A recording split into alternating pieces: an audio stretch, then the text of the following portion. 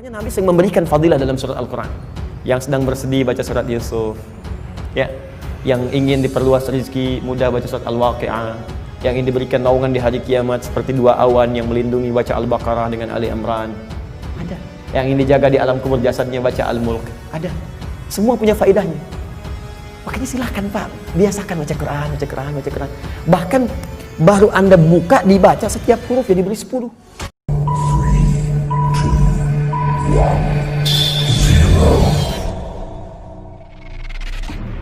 Saya coba terangkan. Pertama, kalau iman kita ingin kuat, ingin mantap, maka yang pertama, man amana billah, dia mesti yakin tanpa ragu pada semua ketentuan Allah. Ingat Bu ya, Pak ya, iman itu pengertian dasarnya yakin jangan ragu. Itu poinnya. Yakin jangan ragu. Ya, semua yang yakin-yakin itu sudah pasti amalan hati, Pak, Bu. Sudah pasti hati itu. Bukan amalan lisan. Kalau lisan bisa berubah. Kalau sudah sampai ke hati jadi komitmen. Ya, aku mencintaimu. Jangan percaya.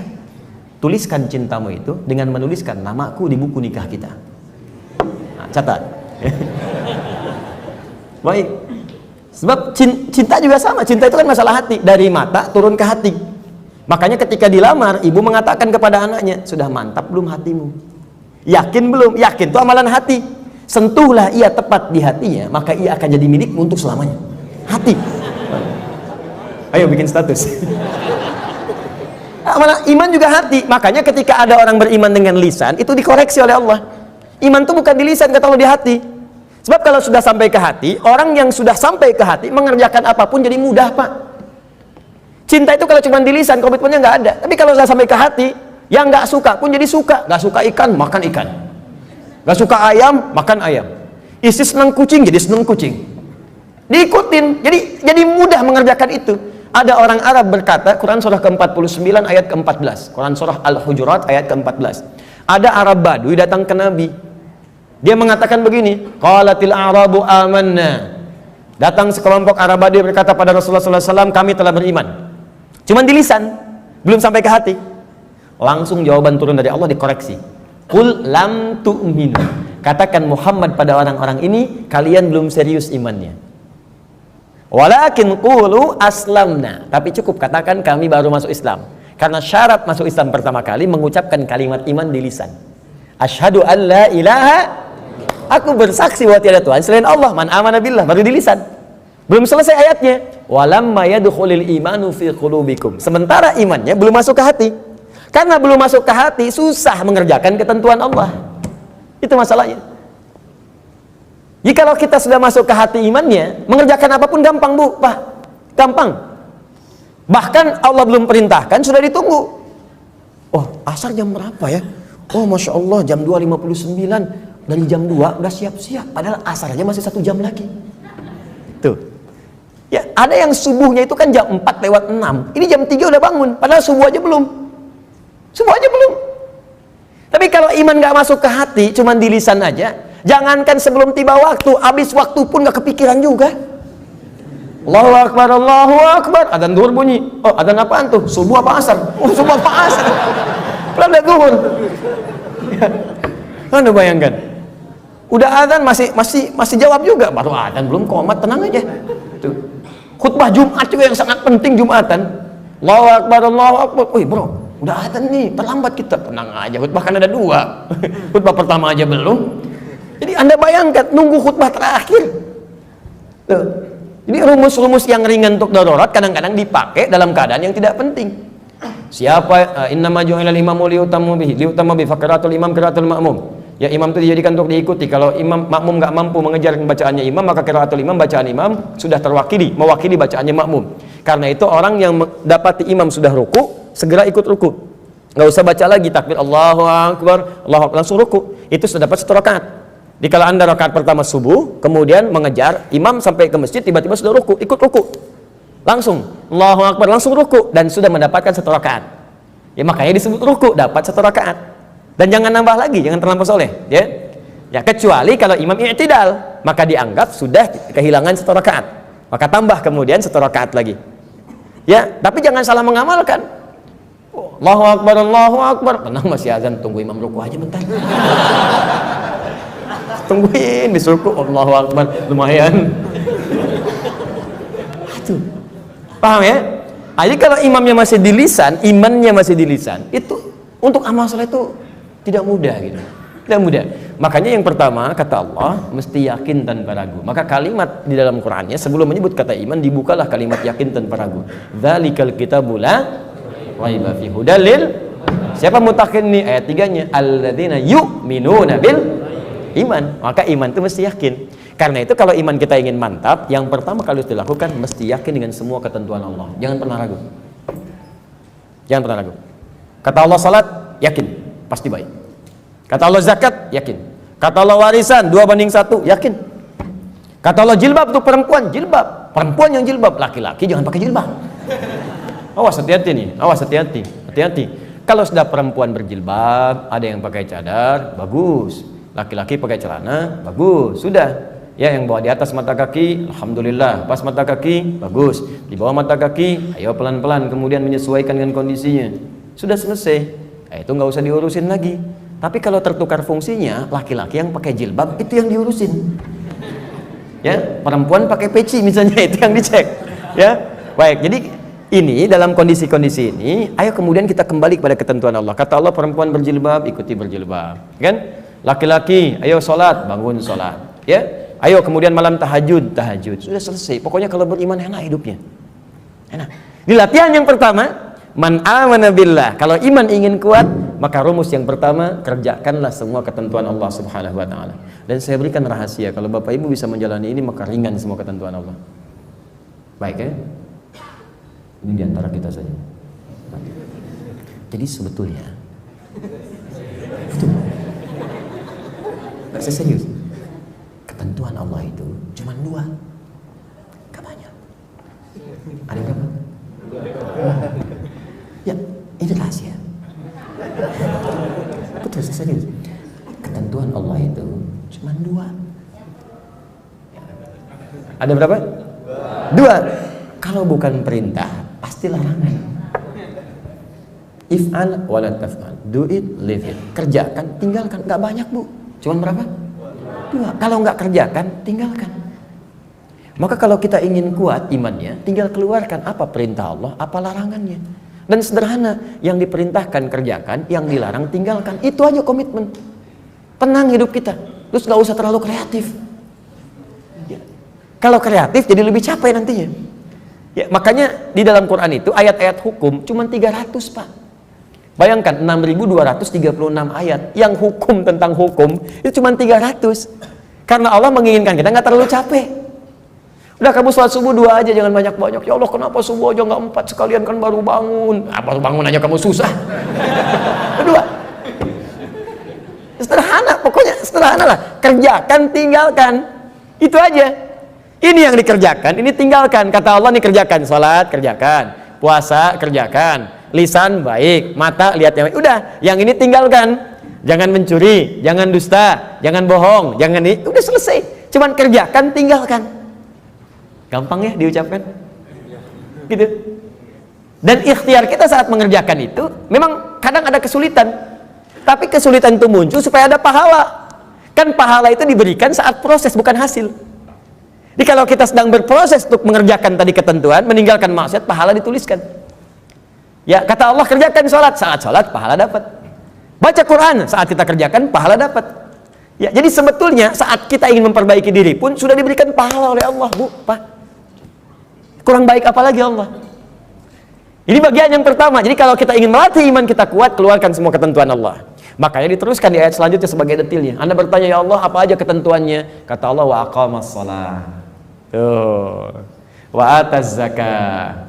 Ada ketentuanku yang terkait dengan ibadah fisik, namanya sholat. Kalian gak usah bayar. Makanya nggak pernah ada orang sholat bayar. Permisi pada kayak ini Masjid Nurul Bahri, iya. Mohon izin Pak, saya malam mau tahajud di sini, boleh? Oh boleh. Berapa rakaat? 11 Pak. Ya udah ya, setiap rakaatnya 50.000. Nggak ada. Sholat tuh amalan fisik. Fisik.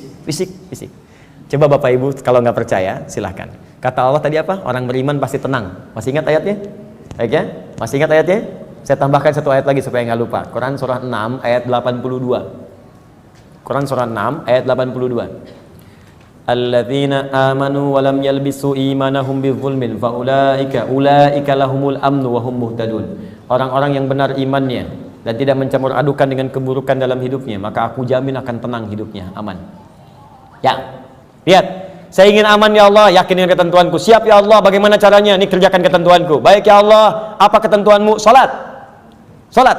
Makanya ketika Bapak Ibu salat, akan cenderung hati kita merasa tenang. Itu udah jaminan. Gak percaya, demi Allah saya katakan, Anda gak percaya, silahkan Anda kerjakan. Anda punya masalah di rumah tangga, alih-alih Anda bikin status di media sosial, lebih baik Anda berwudu, menghadap ke arah kiblat dan sholat. Lakukan banget. Begitu Anda sholat, walaupun solusi belum datang, tapi ketenangan itu akan tiba. Enak saat sujud. Bapak punya masalah di kantor Pak, macam-macam tuh kan. Coba ambil wudu, ya, kemudian sholat, apalagi ke masjid, mau tahiyatul masjid, mau sholat duha, ya, sholat Anda 2 rakaat. Begitu Anda sholat atau sholat wudu, begitu Anda sholat, tenang Pak hati Pak. Walaupun mungkin solusi belum datang, tapi ketenangan itu bagus. Dan tenang itu setengah dari solusi yang kita dambakan. Gak percaya silakan. Kata Allah, baca Quran. Faqra'u ma tayassara minal Quran. Ya, Anda belum bisa sholat, ambil wudhu, buka mushaf, baca Quran. Demi Allah saya katakan, begitu mushaf dibuka, ketenangan akan tiba. Apalagi ketika dibacakan itu. Ya, ya Allah, saya ikhlas dengan musibah ini. Buka suratnya Al-Ikhlas. Qul huwallahu ahad. Makanya Nabi sering memberikan fadilah dalam surat Al-Quran. Yang sedang bersedih baca surat Yusuf, ya. Yang ingin diperluas rezeki mudah baca surat Al-Waqi'ah. Yang ingin diberikan naungan di hari kiamat seperti 2 awan yang melindungi baca Al-Baqarah dengan Ali Imran. Ada. Yang ingin dijaga di alam kubur jasadnya baca Al-Mulk. Ada. Semua punya faedahnya. Makanya silahkan Pak, biasakan baca Quran, baca Quran, baca Quran. Bahkan baru Anda buka dibaca setiap huruf ya diberi 10 pahalanya. Kalau sholat selesai baru 10. Quran sehuruf 10. Masya Allah. Berapa dosa yang dikumpulkan? Dosa itu kan kalau dikerjakan 1 kan? Mata 1 salah, telinga 1 salah. Berapa kali mata salah dalam sehari? Hitung. Terus untuk nutupnya bagaimana? Kan konsepnya begini, dosa, pahala. Dosa, pahala. Kalau dosa ingin gugur, pahala mesti banyak, gitu kan?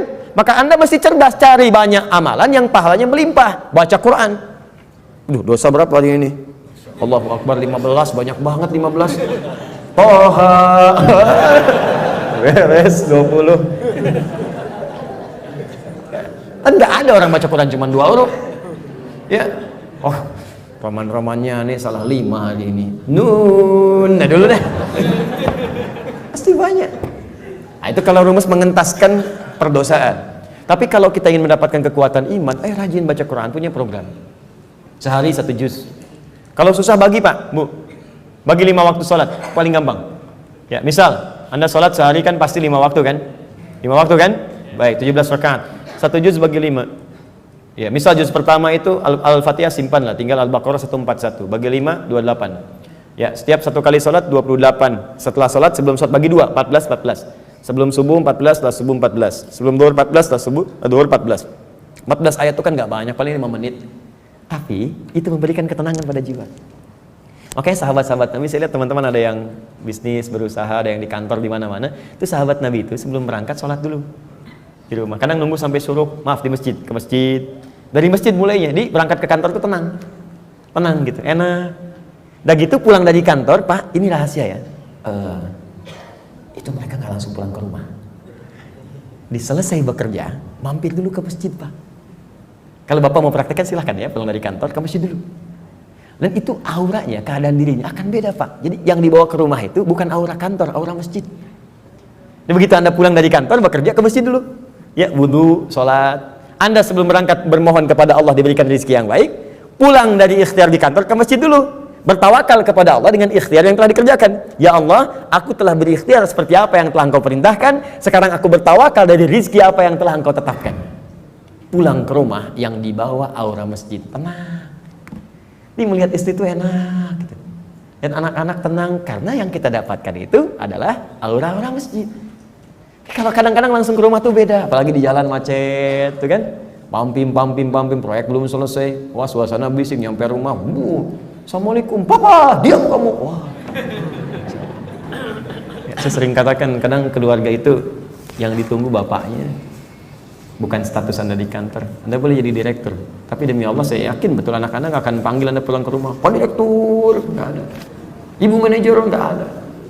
Ayah, papi, abi, ya kan? Itu, daddy, itu yang diinginkan. Ya, abati, itu yang diinginkan. Saya seumur-umur pulang ke rumah nggak pernah disebut Ustad. Ada tuh. Buyan. Pokoknya hilang lah semua penat segala rupa tuh. Anak saya yang pertama 3 tahun tuh siang tunggu bapaknya nggak ada, nungguin Pak, ternyata Pak. Anak air mata kita udah keluar, anak kita nungguin gitu kan. Nunggu pulang ke rumah jam 9 dia bangun. Pintu rumah depan. Buya, Masya Allah. Terus kelihatan wajahnya itu ceria. Main bola yuk, main bola jam 9 malam, Masya Allah. Ada orang lihat pertanyaan kayak gini kan, wajah-wajah kayak antum, pulang ke rumah, buya, hilang itu semua. Ya, main bola yuk, main bola kita. Masih mending langsung main, ya kuda-kudaan dulu. Kita jadi kuda, dia naik kan. Tapi enak aja, nikmat.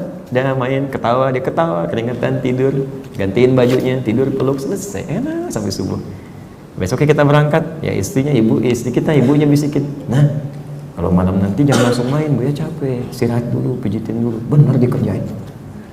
Datang, Buya capek ya, kakak pijitin, ya bobo dulu, tarik tangan gitu, bawa ke kamar, kejadian tuh malam, Masya Allah, saya diem, ya bobo dulu, pijitin ya, air mata mengalir, tak terasa gitu, pijit, ya baru 3 detik, ya bobo dulu, bobo. Tiduran kita, baru 2 detik tidur, ya bangun, main bola yuk. Tapi ya gak apa-apa gitu, gak apa-apa, ya, kita kerjain aja. Emang berharap Pak ketemu bapaknya, gak lama. Ya makanya di Quran itu sering disebutkan bapak dengan anak, Luqman dengan anaknya, ya kan? Yakub dengan Yusuf, masih ingat? Semua anak-anak, Ibrahim dengan Ismail. Kenapa bukan ibu? Karena memang ibu fitrahnya banyak di rumah, sering ketemu ibu. Ayah punya tanggung jawab mencari nafkah, karena itu mesti ada waktu untuk anak di rumah. Kita mencari harta di luar untuk harta di dalam rumah. Untuk apa banyak harta di luar sementara harta yang tertinggi di rumah tidak?